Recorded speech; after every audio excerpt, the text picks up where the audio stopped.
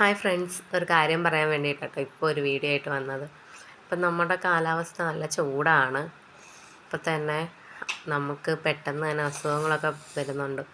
ഇപ്പോൾ കുറച്ച് ദിവസമായിട്ട് എൻ്റെ കണ്ണിൻ്റെ പീള ഭയങ്കരമായിട്ട് പഴുപ്പ് ഇതാവുന്നുണ്ട്. പഴുപ്പല്ല, പീള കിട്ടുന്നത് പോലെ.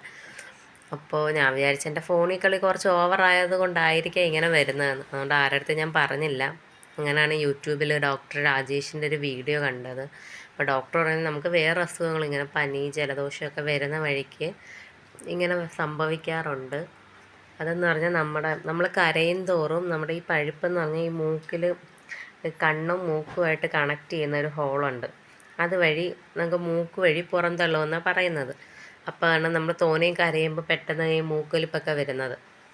ഇത് ഇങ്ങനെ ചില സമയങ്ങളിൽ ഇത് അടഞ്ഞു പോവും, ഈ ട്യൂബ് അടഞ്ഞു പോവും. അങ്ങനെ അടഞ്ഞു പോകുമ്പോഴാണ് നമുക്ക് പെട്ടെന്ന് ഇങ്ങനെ പീള കിട്ടുന്നത്. അത് മാറ്റാൻ വേണ്ടിയിട്ട് നമ്മൾ എന്ത് ചെയ്യണമെന്ന് വെച്ചാൽ നമ്മുടെ കൈയല്ലേ, നമ്മുടെ കൈ ഇങ്ങനെ വെച്ചിട്ട് ഇങ്ങനെ താഴോട്ട് ഇങ്ങനെ ഒരു 10 തവണ 4 നേരം ചെയ്താൽ മതി. നല്ലൊരു റിസൾട്ട് കിട്ടും.